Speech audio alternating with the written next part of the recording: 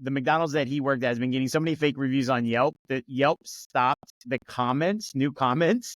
And here are a couple of the comments for the McDonald's that Trump worked at. Customer service was a joke. Senile old man got bronzer on my fries. Didn't wear gloves. Repeated himself several times. Something about Ronald McDonald in the showers at the golf club. Fries were too salty, as if someone who lost a major election had been crying over them for an hour. That's awesome. The person who was at the drive-thru vaguely resembled someone who I saw on the news for being a convicted felon. And then my favorite is Chris Ollie posted, they let Trump work at McDonald's once. No hairnet, no gloves, raw dogging the fries.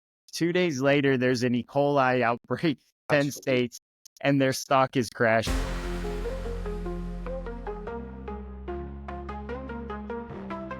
All right, Chris, this is what do they say, the penultimate episode before Election Day? Yeah, and it's one of those words that everybody gets wrong. I'm so thrilled that you're using it correctly. You know? Yeah. Right? Thanks. Everybody say anyway. It's true. Yeah. It's a lot going on. Listen, I want to defer to you, Chris. What's you're in the trenches right now, and you're 13 days out. Has early voting started for any of the races that you're working on? Yeah, it started on 2 of the races I'm working on. So early voting generally is more Democratic than Republican. In 2020 and in 22, it was Democratic by a wide margin. That appears to be less now.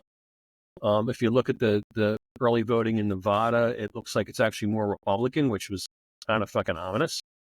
But here's what I will say about early voting is that the reporting on it and as stuff comes in is a little specious. So I would not say, oh my God, if Republicans are leading in early voting in Nevada, not only Trump is going to win it with like 65% of the vote. I mean, or not quite, but 60% of the vote.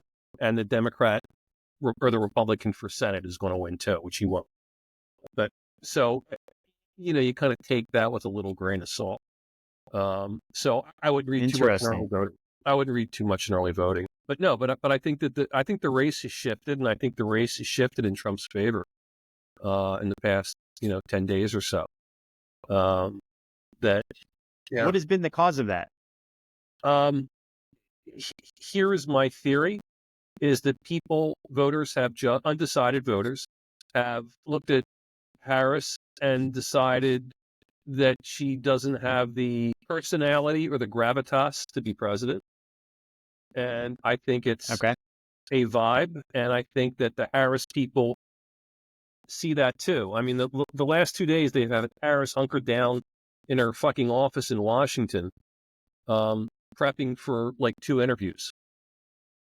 And that's her schedule. And the idea that you're 13 days out and you're not running all over the country is insane. And I think that this timidity comes across that she's just, and again, Trump is what he is, but he is bigger than life, and he's somebody you want to look to. I mean, and I think that, like, for instance, the whole troll about the McDonald's thing and Trump showing up at the McDonald's. Yeah. That was fucking hysterical. Yeah. And the press not doing Harris any favors by covering it so heavily and saying, well, he wasn't really working at McDonald's. He wasn't employed. It's like, fucking really? Oh my God. I thought he was like running for president and then also working the fucking drive-thru. There wasn't a photo of? Right. Oh my God. But I think that kind of stuff, that bigness, because it was, I mean, you looked at it and you saw the video and you laughed. It was right. Yeah. No, please go. No. And the other video coming out that same day was a town hall that Harris did, where the moderator, I think it was Kathleen Schreiber, gets up and says there's not going to be any questions. And again, it's little things like that, but I think that there is preponderance of evidence now, and not to mention the softballs, where we talked about this last week, and it was really funny because it happened right after. It's like, she needs to break with Biden in something meaningful. Breaking with him on the war would be really ballsy. But it doesn't have to be that, but it has to be something meaningful. And, the reporter said, okay, Biden has said you can break with him on something meaningful. What? And she was like, and she kind of gave this word salad. And it's like, oh, I gotta go have a question and answer with Liz Cheney, because nothing says Yeah. change like fucking Liz Cheney. My Right. God. And I think that, I mean, yeah. yeah, no, I mean, I think that it's not one thing, it's all these little things. And you kind of go, nah. So because you brought up McDonald's, there are a couple items on our list that we were going to get to later, but I feel like now's the perfect time. See, I agree. I actually think I've said to you before, I think actually Donald Trump is an excellent politician. Mhm. I think he's an excellent debater. I think he's an excellent politician. He understands, there was a gentleman I listened to. It was like a public radio thing. And this guy was like a historian about the presidency. And he was talking about the eras of different presidency. And you and I may have talked about this before, but, the first tranche of presidents were founders, right? And then there was a long period of time where they were military generals, like Andrew Jackson, military guy, right? So there was a period of time there. And then there was a really long period of time where they were attorneys. It was kind of that was kind of the road they came through. And he said, Trump does not reflect a new era that they will be businessmen. He reflects an era that they will be TV stars, that they will understand media, that they will understand mass, how to convey messages. And I think I would even go a step further. I think this guy missed something. I think that they will be that where there's an era to be good to be able to get elected. We will see more people coming from short form media, people who understand snippets, people who understand a 1 minute TikTok. They understand 140 character tweets, right? And he says that says more about who we are as a country in each of those eras than it says about who they are, that those are the people that can break through the noise to sway us. What do you think about that as it relates to kind of McDonald's and Trump? No, I think that's a really smart insight. And I think it's a really good one. One of the things that, throughout American history, so the first candidate, this great piece of trivia, the first candidate to actually use his picture on political advertising, on posters, was Abraham Lincoln. And it was very innovative. And for the first time, people could actually see the candidate. I mean, they would see what the president looks like, but they would see what the candidate looked like. And and it was kind of a very average guy. And you kind of went, he's literally Abraham Lincoln. He's one of us. But Lincoln was the first. Yeah. Right. And then, the first guy to master TV, it was actually Dwight Eisenhower. He ran the first modern TV campaign, and they did spot TV. And there's a famous ditty that it might have been Ogden Nash, or it might have been in the New Yorker, but hail to BBD&O. It taught the nation how to go. Something, Alka-Seltzer, Lucky Strike, Pepperidge Farm, I like Ike. And it was, I'm butchering it, but that was this little ditty. And because he kind of, Eisenhower, who knew how to communicate because he was, held the world together as under his position, he did spots. And he did, and you can find them online. And they were very simple and they hold up quite well. I mean, production technique aside, they hold up quite well. And it's an average voter says, Ike, what are you going to do about this inflation? And Ike comes on, he says, well, it's a problem. We need to beat it, whatever the hell he says. But it was radical for 52 and 58, especially in 58, 52 and 58, that everybody was starting to go to TV, and you saw that. Jump forward, JFK, there was the apocryphal story that he was good on TV, and that's why he beat Nixon, because in the debate he looked great, and he didn't. Nixon was sick or something too, right? He's like sweating, looks like shit. Had the flu, and and then we can, and there's all kinds of other stuff. But you could jump, Reagan. Reagan knew how to communicate. Obama had, like, when you looked at Obama, if you looked at Obama's resume in 2004 when he became a national figure, you wouldn't vote for the guy for fucking state senator. I mean, he was Right. he was a state Right. rep who was a community organizer, who was a lawyer, who didn't do a whole lot. And then all of a sudden he was he was a major political figure, and because he understood it. So whoever that said about that short form, I think that's dead on, because that's, you can lament that it's good or bad, but I think that's a really smart insight. There's so just quickly about the McDonald's thing. So I wanted to preface it by saying I think it was a brilliant political move. Like I think really great campaigning for him to go there. But I did want to point out that two people on Twitter, Mike Sington posted, and he said McDonald's Trump worked at has been getting so many fake reviews. The McDonald's that he worked at has been getting so many fake reviews on Yelp that Yelp stopped the new comments. And here are a couple of the comments for the McDonald's that Trump worked at.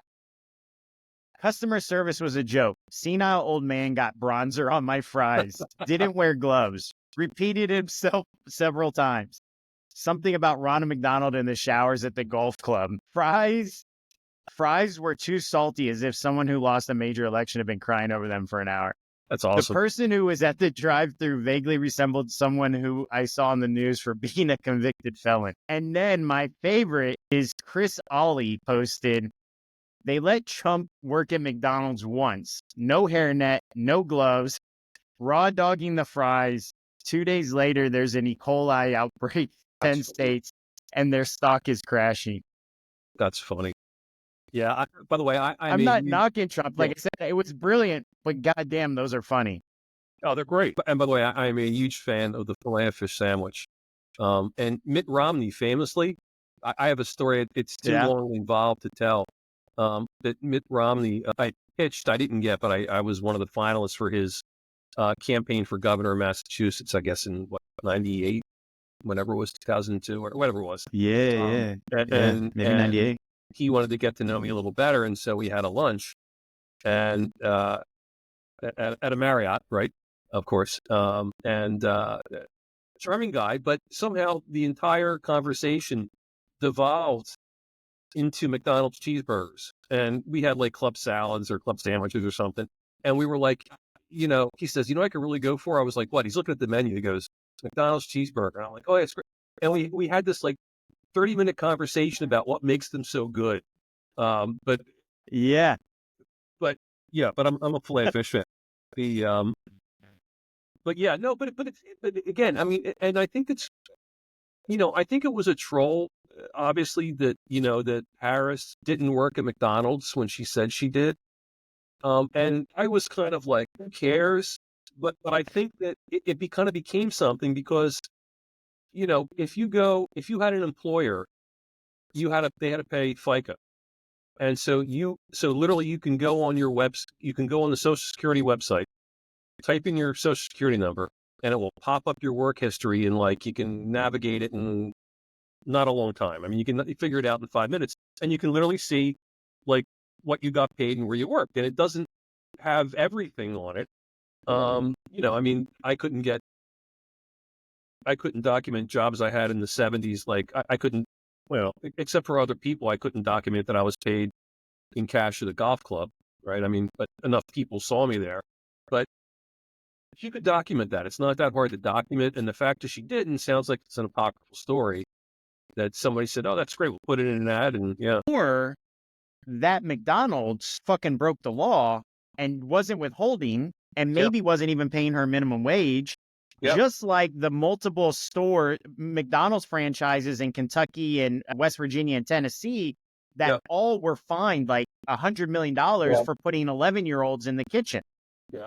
Yeah, I have to believe in Oakland. Do you know what I mean? Like, we're talking about something that, so based on her age, this was in the 70s. I wouldn't put it past them to like, it's not computerized. Why would they're going to like, carbon copy and mail it in? Right. I mean, who knows what Oakland was in the 70s? But it is fun for trivia to go back. You had a bunch of jobs like I did to go back and you kind of go, I forgot about that. I was there for 2 months and I got fired. Right. For sure. Right. But it was interesting, but it kind of goes to like Trump is a really good showman, and he kind of gets the vibe of the thing. and Yeah.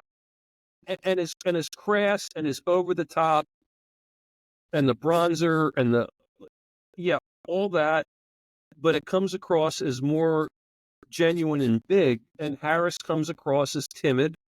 And, I mean, if she really worked at McDonald's, she should have said, you know what, let's meet at this McDonald's and I'll show you how we build a burger. I'll show you how you dunk the fries because you can't fucking do it. I mean, I would have done that. Right. Let me ask you a question. Listen, I think the very first thing I would say about Democrats is that they're all pussies. First and foremost, that they do everything like dip one toe in. It's like sometimes just jump in. It might be a mistake, but do it 100%. When I was in high school, I had a football coach. He said, you might fuck up this play, but you better fuck it up at 100%. Like, don't half-ass it, right? So my point in saying that is this. Let's accept that that's true. It certainly feels, and this is what I want to ask you. There was a shift at some point, and I think it was after she won the debate, not when Walz lost the debate, where they shifted from vibes and putting out memes and trolling Trump and like leaning into their weird, and she was writing it. And then it seemed like they did then shift into like, okay, we got this. Now we need to play defense. And that's what I mean about being kind of pussies and timid about everything. Like you said, would you agree that that it was around that time frame? I feel like they felt like they won and they needed to just like put up a defense at that point. Yeah. And I think, I don't know, I'm guessing, and if I'm wrong, fuck them anyway. But it really felt like an Obama era kind of thing that, okay, we're doing well and we're outspending a lot of money, and so we're going to be risk adverse, and we can control this through paid media and friendly venues, like all the venues she stood. Yes. And it feels like this really measured kind of Obama thing. And and again, I think last week I said that the last real race the Obama guys did, the Obama pod bros or whoever is working there now did, was 2012. And you might as well work, your last race might as well have been fucking 1912 for how different the world is. And Chris, I'm going to be completely honest with you. I actually think potentially Obama 2012 would have lost to Trump 2016. I don't think you're right. I think you're right. But again, I mean, everything. I don't think that Americans like the professorial, philosopher king bullshit. I don't think we like that. No, I think that Obama's style wears a little thin. And I think part of it too is that, like, everybody wants to go to an alumni game at sports. Oh, it's an alumni game. I love this guy growing up. And then you see the guy and you kind of go, fuck, I wish I hadn't seen that. I want to remember him. Never meet your heroes. Yeah, right. But yeah. So the Harris thing, and so the policy piece of this is interesting. And there's a very super smart Democratic friend of mine named Neil Oxman in Philadelphia. And he thinks that voting in Philadelphia could be down as much as 50,000 votes. He doesn't think it'll be that much, but out of Philadelphia, he said it could be. And he said, just because minority turnout is going to fall off a cliff. And he said, they don't know how to reach. They don't know how to activate. And and if you look at one of the more insane things, and we talked about this too, is that their blackmail outreach has been Obama lecturing people. And then, their 5-part plan included crypto and weed. And you go, are you fucking insane? Yeah. That it's crypto and weed? You think that's... But the idea that you can be running a major presidential campaign and say, "Oh, here's our policy people have come up with crypto and weed." I mean, right. I mean, there are elements of weed or drugs that I think are a huge winner for Democrats. I think saying expunging drug offenses now that we are legalizing it, we want you to be able to get on with your life. We should expunge that. One of the things I've read that is holding up a national legalization of marijuana is that Democrats are really pushing for a national expungement of that. That's fine. I think that's probably negotiable. But what they're really leaning into is people that had convictions in drug-related charges being first in line for dispensary contracts. And I kind of get the point. It's like these guys knew what they were doing back in the day. Like, why do they now get bypassed because this millionaire wants another, side hustle? So, but I do think to your point, to my point was like, there are things you can say that are in that realm. Crypto, I don't know, but in the drug realm, that you can say, listen, you were screwed by previous things and we need to write that. And I think that would resonate. I think if you did like that, and I'm not saying it's a question of, they may or may not have said it, but emphasizing it is another thing. Like, I always say that Hillary Clinton in 2016 never was the first candidate in American political history, TV history, never to run a spot about the jobs of the economy in the general election. And I had somebody push back against me. They said, "Oh yeah, it was on our website." I'm like, "No, but I think that like, a expungement of, low level of, drug crime, plus that you don't, emphasizing that you don't need a high school or you don't need a college degree to work for the state, work for the government, or you don't need a master's degree or a PhD to teach in a charter school, and which is the law already. But I think saying that, but like leaning into education, but you can't do charter schools, but or public schools. But I mean, there's like simple things that you and I could come up with 20 in an afternoon. And and let's face it, policy wise, we're not that bright, right? We don't work in that. We don't work. We don't work in that world. I certainly am not.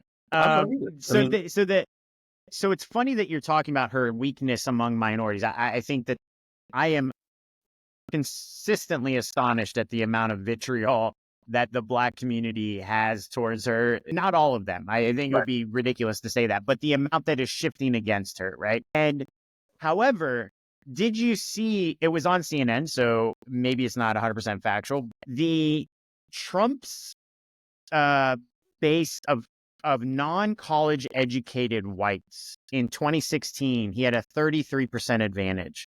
In 2020, he had a 31% advantage. Now, depending on if you believe the polling or not, in 2024, that has dropped to 29%. A, do you believe that? And B, a drop of 3% based on the size of that percentage of the electorate, which is in the swing states, it's over 50% actually of the actual vote. That actually affects him more than her losing a larger percentage of a smaller voting percentage, right? Yeah. That's an astute observation. Yeah.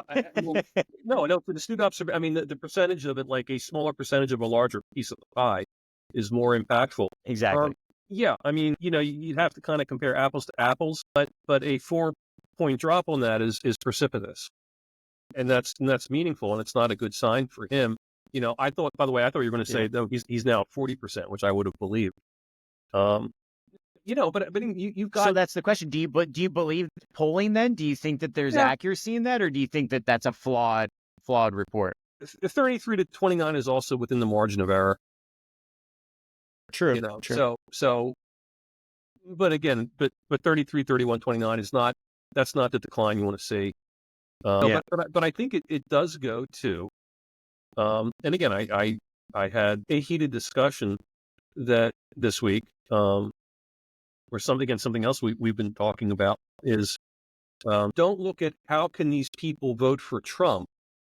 The question is, given who Trump is, and given that even people voting for him know all his liabilities, how can he be running candidates and on policies that these people can't even be lukewarm on, and that is more of a thing. It's like the old joke. It's like, the advertising thing. It's like, there's some problems with our dog food isn't selling. And the guy says, well, dogs don't like it. And that's kind of the joke, is that dogs don't like it. But again, you have to say to yourselves, what is it about our party, our non-indicted, attractive candidate that is so that over half the country is absolutely says no fucking way. Yeah. And again, I mean, and it's not just that Trump is, I mean, Trump has this cult core thing and, but there's a lot of I know a lot of normies and who do not like Trump, but they're going to vote for him because they just do not like Democrats and what I'll call the cultural body language of Democrats. I mean, you could see Trump screwing you, but you couldn't see him shunning you. I think maybe Harris will screw you, but you could see that the people that are around her, would ask you to leave the room, ask you to leave the party, right? I mean, I can, Okay. maybe that's wrong, but it's, but this kind of whole kind of weirdo, I mean, the McDonald's thing is the perfect case. I mean, it was a fucking photo op, and politicians have done photo ops since the beginning of fucking time. Right. And the idea that there were so many stories about this, and from, I mean, the New York Times did an interview with fucking people that worked at McDonald's and said, oh, he's doing it wrong. I mean, are you crazy? Right? I mean, that was a major story, a major story. It was a story in the New York Times. It's like, are you out of your fucking mind? That what are you not? By the way, speaking of great stories, you saw what happened in Missouri with the gunfire No. with Kuntz. So the guy running against Josh Hawley, it was awesome. The guy running against Josh Hawley was doing some kind of a gun thing, and they were shooting at a steel target, I don't know, 20 feet away or some fucking insane thing. And a piece of it, shrapnel, bumped off and hit a reporter. And so literally the guy shot a reporter. And it was just it was some gun control or gun safety thing, or I don't even know what the fuck it was. But basically it was, they were using a high powered rifle to shoot a steel target because somebody said steel, that won't blow up. And I mean, you couldn't make that up. That was yesterday. Yeah. Speaking of bad photo, I shot a reporter. I mean, actually, shooting a reporter might help you in Missouri, rural Missouri. That's right. Yeah. But I think let me ask you. it's crazy. So, listen, this is a curiosity that I have. Did you watch the Bret Baier interview with Kamala? So Bret Baier has since apologized for using an edited video of Trump, also on Fox News at that time, I believe, answering about the enemy within. They cut all that out, and it made Kamala look bad in the interview to use that, because they actually, in the interview, they said, well, here's the actual thing. And it wasn't the actual fucking thing. They edited it. I think my sense about politics currently in the U.S., and probably always, is that there's a baseline of what you want to do, and you're looking for a reason to do it. I think the appeal of Trump has been he gives people an out to be who they want to be, and at the same time, the expectation, because that's what we want, we make it very difficult for the other side. So the interview with Bret Baier, I don't think it went well. I think that Kamala is very much a politician. She doesn't answer questions, but to me, none of that is out of the realm of a typical politician. Honestly, if you listen to Donald Trump, though, he doesn't answer the question. If you go back and you read a transcript about him answering about how you're going to help with, lowering food costs or whatever, he never says how. And then the second question, if you look at him at the Economic Club of Chicago, the guy's interview was like, we weren't talking about that. We're talking about Google, or, he's like, what are you talking about? But with her, it's disqualifying. With him, it isn't.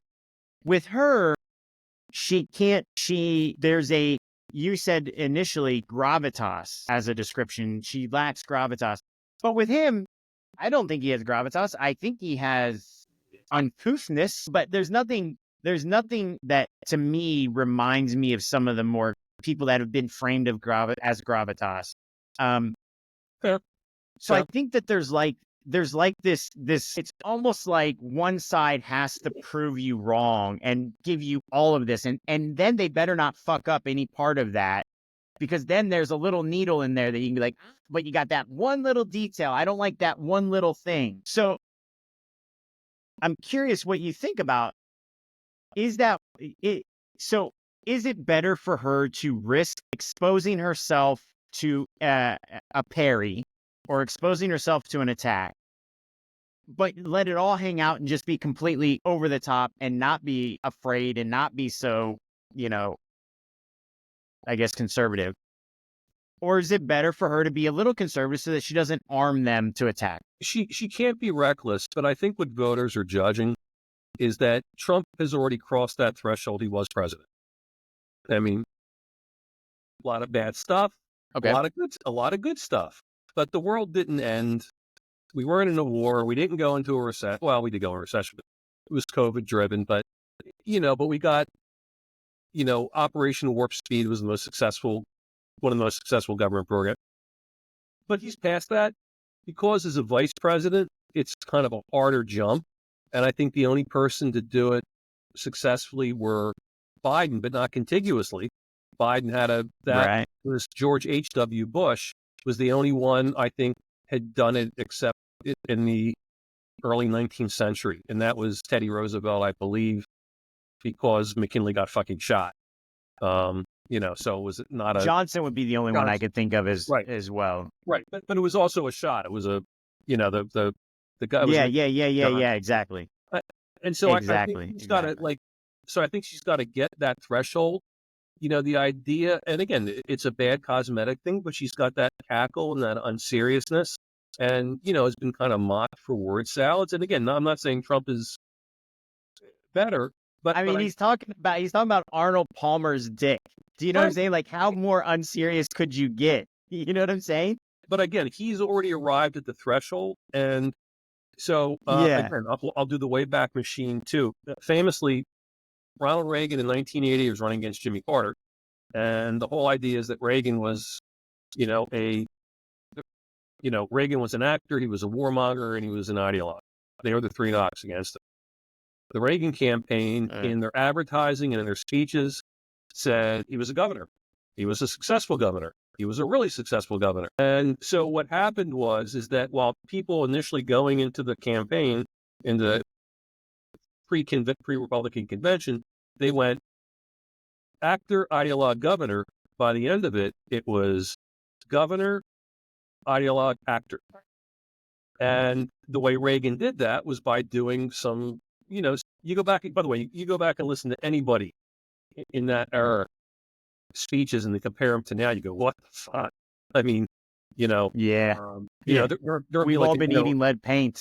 Yeah, right. Tide Pods, but yeah, for sure. But Reagan was this very kind of super controlled, and then he kicked the shit out of both John Anderson and then Jimmy Carter in their first debates, and he'd become the threshold candidate. And Harris should have had that when she beat Trump in the debate. But to your point, then they kind of went. That was the time for her to be bold. She did that. She should have been. She should have said, I'm going to end the war in the Middle East. We're going to, I'm going to reappoint Linda Khan and we're going to break up Google and Facebook. And it doesn't matter what the fuck it is. I mean, make up three things. Totally. Make up three things that you tested that are 80-20, that were different from Biden. But I think all those things they didn't do. They kind of retreated into this kind of like safe celebrity kind of like, and I saw that, Obama and Bruce Springsteen are having a concert in Philadelphia before the election, which is like, that's like kind of going to see, there's another fucking Avengers movie. It's just like, you don't want to see it again. No, you're right. But again, I think that this lack of boldness hurts her. And there's a study out that's really kind of interesting that voters give great benefit of the doubts to both minority candidates and female candidates for being what she needed to be, which was different. I mean, you've got two fucking white guys here now, and she would be different. But voters give benefit of the doubt, but it's a benefit of the doubt. It's not a carte blanche. So, yeah. And the idea is, the idea with the whole McDonald's thing would, I'll go back to that because I think it's, I worked at McDonald's. You don't believe me, but then you grew up on Park Avenue, and I grew up in a one bedroom with my mom, and working 2 jobs. And I said, that's the difference. Yeah. But that is the kind of thing that you have to do. And Right. because I know what it's like to grow up in that, I think we should blah, blah, blah on housing. Yeah. And again, it doesn't matter if neither candidate's economic policies make any fucking sense. And there's a couple professional economists that I follow on Twitter, who are, center right and center left, and they're going to have a drinking problem by the time this is over. I mean, none of what they say they're going to do is going to get done anyway. Yeah. To that point, though, let's shift a bit to the Senate. I think now Cruz is pulling away from Allred here in Texas. Did you predict it? It looks. I did predict. Yeah, there was a really shitty debate performance by Allred, and it looks like he's going to take Montana, so that will deliver. That'll deliver the Senate to the next president. I think. We talked before that, or you had mentioned before that people are going to split the ticket. I think they may split the ticket, but I think just the way the numbers line up for the Republicans this year, there is a strong chance that they have a trifecta in the new term, which will be wild. It will be very wild, actually, and kind of unprecedented. Yes, and for 2 reasons specifically that pop out for me, and I want to run them by you. Yeah. The first one being, will this be when we start to see internal Republican dissent, because Trump can't run again in their mind, so he's no longer he can still turn his followers against them with Twitter, I guess, but he won't have the same pull. And the second, I'm kind of most curious about after reading this Politico article is, what's Jim Jordan up to? Where is he going? He's been going around the country spending a lot of money. So I wanted to get your take on those 2 things. I guess generally, what's a trifecta? What does that look like? What do you see the likelihood of that being for Republicans? Or Democrats. But I think it's more likely with Republicans now. Still the math is still there for Democrats, but I think it's more likely with Republicans now. And I would not have said this 2 weeks ago. I would have argued strongly for a House, Senate, President thing in some kind of combination. And I'm still not unconvinced that if it looks like Trump is going to win, voters are going to say, wait a minute, no, I don't like this guy. I like him better than the other person, but I don't like this guy. And you will see, late kicks by Tester and Tammy Baldwin's apparently. Bob Casey Jr. is in trouble, and to an extent that I never thought. And they've got the Casey people have a fucking wild spot on against McCormick right now, accusing him in his hedge fund or his VC firm of ruining women. And already the the McCormick people have cease and desist letters out, which don't matter, by the way. So here, liner note, if you were an IE, if you're an independent expenditure, you generally, when you submit the spot to the stations, they will ask for documentation for your claims. And there are lawyers that do nothing but that. And the documentation is substantial. It can go on for, I've had them that have gone on for 30 pages votes. It doesn't mean that they're fairly interpreted, right? But that's a different argument. But if you're a candidate, you can kind of say anything you want. And stations have freedom of speech. First Amendment. And the case, in case anybody's interested, is in Georgia in the I want to say 72, maybe 74, where there was a third party candidate, a segregationist candidate who used the N-word in a political spot. And everybody stations, but no fucking way we're airing this. And then I think it was actually the ACLU who kind of filed on his behalf. And it went to a bunch of courts, and I think it wasn't reviewed by the Supreme Court, but I think they let it stand. That basically yeah, sure, you can say this, it's vile, and we all agree it's vile. But if you're a candidate, it's also free speech. Wow. Let me ask you, you just raised a question in my mind. Do slander and libel laws apply to campaigns? Yes, they are actionable. They are rare, and I'm trying to think, I'm drawing a blank where they are.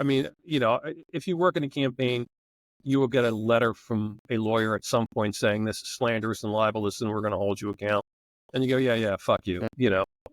Okay, so they apply, but nobody gives a shit. Got it. I mean, here's the thing: to say you voted to, my opponent voted to cut funding for police and first responders, and that made us all safe, and that's why Mary Jones died. Okay, you get a cease and desist letter on that, and they'll say, "Where's your proof?" And they say, "Well, you voted for the budget of the United States, and in that budget, Right. there Yeah. was less funding than anticipated." So it was a cut.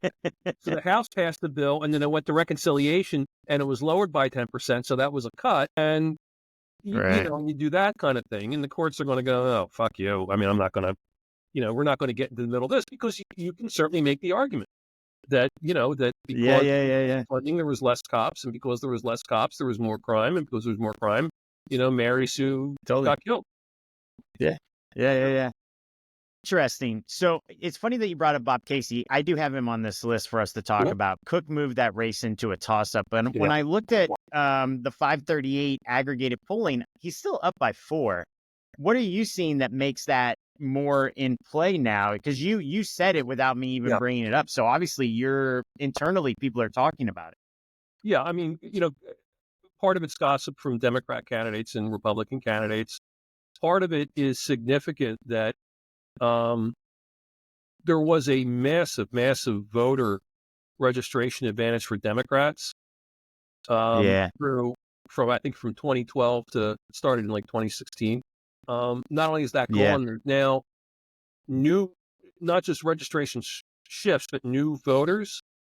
Republicans statewide, I think, have a 22,000 vote advantage, which is not insignificant, considering it used to be like 100. I think we talked about this in a previous episode. We looked at the Republicans were increasing voter registration by exponential.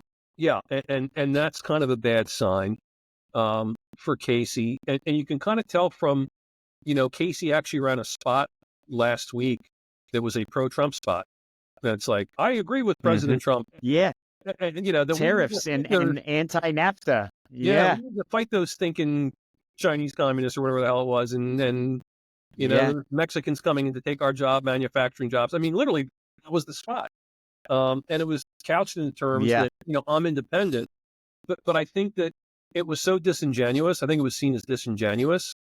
And there was an article apparently in the New York Times about like Wilkes-Barre, Scranton, Polish American Catholics are going to vote for Trump and Casey on abortion. I don't know. It was something that was like, it was like somebody wrote an article in like the 1977. I mean, it was this kind of insane kind of stereotype kind of thing that there's probably a grain of truth for it. But like, when I grew up in Pennsylvania, I grew up in Philadelphia, and, there was a huge wing, clearly half the Democratic Party was a pro-life Democratic Party. And that persisted into the late 80s, where the Democratic primaries used to be between in Republican primaries, the race was always about Pittsburgh versus Philadelphia. And in Democratic primaries, it was always pro-life versus pro-choice. And, interesting. And in the 80s, I mean, again, I'm ancient, but, it wasn't that long ago. And that was still a big, but again, it was in the 80s. It was, 40 years ago. And the New York Times trying to say that it's still a thing. I mean, if you were a mean voter in 19, I'll say if you were a mean voter in 1986, it means you're probably in your 80s now? Yeah. Late 70s, mid 70s. Sure. Yeah. And okay, I guess you could say, there's a handful of those people that it's going to matter, but it's like, it was really kind of like I would say an embarrassing thing, but it was like, this is what you're reporting about for Pennsylvania. When again, I think the story is black turnout in Philadelphia. I think it's the whole race, and that's the whole story. Interesting. The other reason, we talked about you brought up Baldwin Hovda. They had a debate the other night, called each other liars. My read on it is that Baldwin's in a stronger position currently. Is that also is that how you read it as well?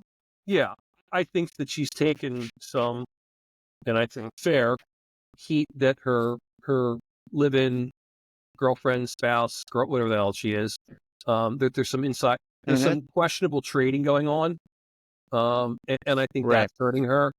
But she's a strong candidate, but again, I think, I only saw a clip and that she didn't have an answer to that. I went guilty. Yeah. Right.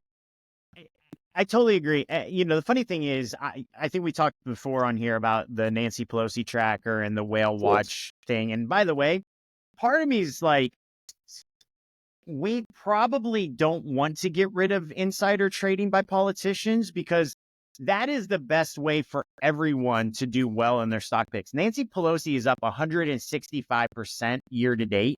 She's, by the way, $3.1 million she made this year on her stock picks. So Amazing. All you need to do, and there are apps out there where people are actually saying, this is your pick, this is your pick, this is your pick based on Nancy Pelosi. Just do the same shit, right? But this is exactly my point, and to a certain degree, about what I mean about people just want a reason to verify what they already want to think in the way. Because I agree, there are people that are going to say, oh yeah, that Tammy Baldwin, she's insider, her girlfriend's getting insider info. Okay, cool. Did everybody know that Eric Hovda's bank flew cash from a bank in Mexico, known to be a bank of the cartels, to the United States? Only a week after TD Bank paid a $3 billion fine for knowingly money laundering for the cartels. Yeah. So to me, it's like, it is one of those things where there's such a cognitive dissonance in my mind where the standard for the Democrat in this situation is your girlfriend better not make any money by knowing you. Otherwise, we're going to vote for this guy whose bank probably brought that cash over for the cartel to launder it. To me, it's like, listen, I'll take the traditional, we talked about this before, the chronic corruption over the acute corruption. I'll take the chronic every day. Yeah, and I think part of the problem with the attack on Baldwin, I think there's two. I think the glee which with some of the attacks talk about her girlfriend because she's a lesbian. Yeah. I think there is there's ways and not to the hot kind. I don't know, but there is a way to kind of do that doesn't have that inflection. But when I hear it, I kind of hear the dog whistle on it. Yeah. And the other piece of it is that, holy fuck, you don't mean a politician is corrupt and self-dealing, do you? Oh my God. Right. That's wrong. Say it ain't so, Joe. Yeah, right. Holy shit. It's like, that stripper didn't like me. She just wanted my money. All right. Right. Which was, by the way, the funny thing. It's saying that, thinking that a politician cares about you is like thinking a stripper loves you or something, whatever that thing 100%. Is. Yeah, but all right. Yeah, I mean, because I know you're in LA, I wanted to ask you a specific question. Have you read about Andrew Doe, the OC county supervisor? So this fucking guy, he pled guilty to funneling. Yes. Okay. Yeah. Yeah. This is what I mean, by the way, about like chronic corruption versus acute corruption, kind of. So for anybody who doesn't know, like, simple story is this guy pled guilty. He was the county supervisor for Orange County. He pled guilty. There was a program during COVID to feed needy senior citizens. I think it was a $15 million program that was supposed to be, it was a $10 million COVID funds program that was supposed to be distributed to needy senior citizens to make sure that they were able to eat and there were no issues, right? The reason I think I keep saying 15 million is that only 15% of the money made it to senior citizens because this fucking scumbag was funneling it to his daughters and other insiders. They bought a house in Tustin for $1 million. His daughter, 23-year-old daughter, did. Anyway, he's facing 5 years in prison. The daughter, the 23-year-old that bought the $1 million house, she got probation. Right. In the LAist article, they actually do say that you can directly attribute some senior citizen deaths to this. Okay. I don't know how they came up with that, but let's just accept that let's just stipulate that that's true for a moment. I think this is where I understand why certain people are kind of like nihilists and especially when they say we're voting for Trump to give a middle finger. because they're like, the inequity of the justice system. If you were to deal drugs to someone and they died of an overdose, they will charge you with murder. If you steal from someone and they starve because you stole from them, all you get is a 5-year sentence. And your daughter that bought $1 million house, she gets a probation. Right. Yeah. No. So anyway, that's my rant on it. But it's No, in your and neighborhood. What are you? And I agree. The only thing, there was an interesting article that I kind of retweeted it on my X app, but it's an article in the Guardian from a progressive group that's polling in Pennsylvania, and it's a outshoot. It's of the UAW. Okay. And it's really interesting because I agree with it. And basically, they asked policies for Harris and Democrats and Republicans and Trump. Of the persuasive arguments, the least persuasive argument is that Donald Trump is a threat to democracy, which is where the Harris people are back at, because the people in the fucking White House, the campaign. What is the most persuasive are all these populist, left of center economic arguments, which is where we talk. That's where the world is. The world is, and if the Democrats don't watch themselves, they're going to be the party of Wall Street, Silicon Valley, and aging Bruce Springsteen boomers, and the Republicans will be the progressive. 100%. But the idea that Harris or Democrats just don't jump full into these, progressive economic policies is fucking insane. Well, this is why Republicans are afraid of AOC. I mean, she represents this kind of rabid version of that. I had a Twitter or a text exchange with someone this morning, and I was talking about the huge disparity since Trump has entered politics is his ability to get earned media. So he doesn't have to raise as much money, right? The interesting thing is, I think that is to some degree unique to him, but I think that also would relate to like an AOC potentially if she were to push her ambitions. But if Democrats started actually being the kind of Robin Hood populist, economic populist party, they wouldn't need to raise a ton of money from Wall Street. So it wouldn't matter that they would lose some. They would actually start getting earned media, and earned media matters. You can buy off all of the paid media you want. It's not catching up to the earned media. Yeah, no, I think it's ironic that Linda Kahn probably has a better chance of surviving with Trump than with Harris. Interesting, right? I think Linda Kahn's great. I mean, fuck them, go after them. I mean, these giant companies aren't doing me any favor. Yeah. Last thing I want to end on, which was kind of an interesting article, and it was kind of a hit piece. So Chris LaCivita, who's the campaign manager, general consultant for the Trump campaign, there was an article by Michael Isikoff, who is this kind of Clinton-era rim job artist, that LaCivita has taken, $19 million plus out of the Trump campaign. And it's this incredibly, and it's all these kind of source things, which all read like Corey Lewandowski in the campaign. But the idea that somehow a consultant last cycle, or in 23, would take $19 million out of a fucking political campaign and nobody would know about it is insane. But basically, but it's worthwhile to take 2 seconds to explain the mechanics. Basically, what happened is that LaCivita's, all the money from the Trump, or a lot of the money from the Trump campaign, is funneled through LaCivita's companies.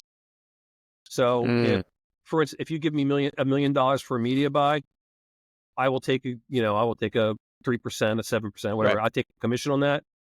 But $70,000 go out the door too. But on paper, it looks like I got paid $1 million. The reason LaCivita was doing this, passing all this money through, was because all the people that were trying to rob Trump blind. And so basically, by controlling all the money, he could control fiduciary responsibility. And what happened in 2020, especially, is that people were just grabbing campaign money and spending it on this and that and the other thing. And it wasn't particularly accountable, and everybody had their own fiefdom. And now basically, if you want to spend money on something, you got to go through LaCivita. And if Chris at all, go, no, fuck you, no, you're a grifter. I mean, that's And that's what this is about. So was Isikoff part of Fusion 360? Isn't that his company as well? I He's don't one know. of the partners on it. He was a Newsweek guy in the 90s. And basically he was, the old joke was that if Clinton farted, Isikoff would sneeze, or I don't know, there was some kind of version of that. But he was, he just That's kind funny. of was printing stuff, and he wrote a book on the Oklahoma City bombing, which was all kind of Clinton inside stuff. But the articles, I'm wrong. He's not part of Okay. Fusion GPS. It's Glenn Simpson and Peter Fritsch. But the article was so disingenuous if you've been in politics for 2 seconds. And again, this guy's been in politics for 50 years, and you kind of look at how the money goes, and you kind of go, "Oh, I know what this is." But the idea that he did an anonymous source Trump campaign that the architect of the thing is somehow a crook is it's Evan Miller, who's on Twitter, is right. I mean, one of the things he always posts, he says, you think you hate journalists enough, but you don't, And when I read articles like that, I always say, like, yeah, I don't hate this guy enough, because it's stupid. It's stupid, and it's transparently stupid. Let me ask you a question. Last thing, let's jump on this. North Korea is sending troops to the Ukraine. Okay, that was not, by the way. We do actually have a couple October surprise contests running right now. That was not one of them. I didn't see that happening. If I were to ask you one potential October surprise thing that will happen before we see each other again in a week, what do you think is the most likely thing to happen? There will be a major Trump corruption article broken in the New York Times, and it will be something brand new. Shit. Okay. It'll be something brand new, shocking levels of something. And that, by the way, I would like an over-under for how many how many North Korean troops are going to defect to the fucking Ukraine. I wish I could show you this. I literally fucking wrote that. I wrote what happens once they see the rest of the world. Yeah. I wrote that in the notes. Yeah, no. It's like, you mean we get electricity sometimes and hot food all the time? And and I can listen to rock and roll? They're going to turn into Ukrainians. Yeah, they're going to turn into Ukrainian soldiers real fucking quick. Yeah, no, I guarantee it. If you could defect and you're like a North Korean soldier, and you kind of going like, wait a minute, and I can go across the border and I can I can make 100%. I can make it to a that, pub Chris. in Ireland. I can't believe you said that. I can make it to a pub in Ireland if I work hard. I'm going to say over 80% is gonna will defect. All right, good talking to you, Chris. I'll see you in a week. By the way, your prediction was so definitive and authoritative. It was like Edgar Casey. I swear to God, I feel like you actually could see the future. Which one was that? The way you said there will be an article in the New York Times. That's the way he would give his prophecies. There will be There will be. All right, man. I'll talk to you soon. Yeah. Bye. Wait. Bye. Well, there you have it. That is the end of, I guess I'll repeat the word because I impressed Chris with its usage, the penultimate episode before the election day. For anybody who doesn't like the unnecessarily fancy word penultimate, it just means the second to last. So next week will be our last episode before election day. And as I mentioned at the end there, we do have several contests running, although they are open for entry. October surprises, fundraising, and early vote contests. So get in there. Again, I actually want to apologize to 3 of our listeners. I did this to you 2 weeks in a row, Rich Carroll and Paul Carey. I said we would get to your comments. We didn't. So I apologize. I did, however, put an offer in the last episode, and I also responded to your comment with the same offer for you to come on and just have a chat with us. Don't feel like you're going to be ambushed either, because that's not our game. It would be more of a conversation. And we got a new comment from Dilbert Grady 2024, and it was in response to our short video about the USC Penn State fan who paid USC to run out onto the football field before the game. And he wrote, California isn't passionate about football like the rest of the country is. That's a very bold statement, Delbert. I'm not saying that you're wrong. It's just bold. I am asking you, the listeners, respond to Delbert. Let me know, is he correct? And if he is correct, what is California passionate about then? Other than, surf and sand, maybe. All right. It was a pleasure. And if early voting has started where you are, I encourage everybody to get out and vote, make your voices heard. Even though if you've listened to us long enough, it may not matter all that much. All right. Have a good one. See you in a week.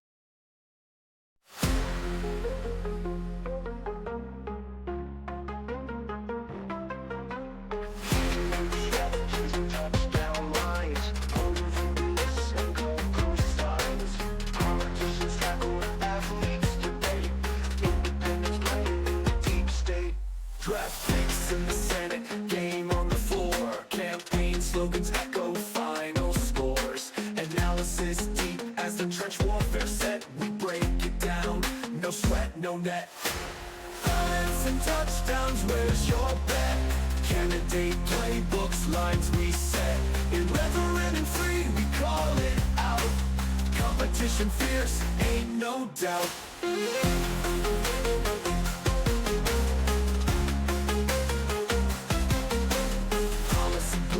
And a Hail Mary pass. Legislation touchdowns, who's top class? Elections heated, brackets tight. Political fantasy, bring the night. Cynical plays and cynical ploys. Draft your politicians, trade your boys. Tackle the issues, fumble through lies. Only the sharp survive in our eyes. Campaign trails and field goals fade. Winners and losers all display. Independent spirit, competition fun. Balance and touchdowns are game one.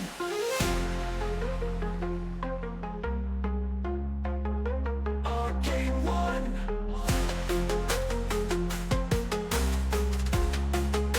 Our game one.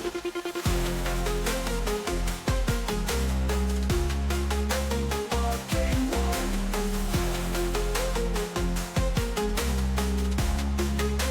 Our game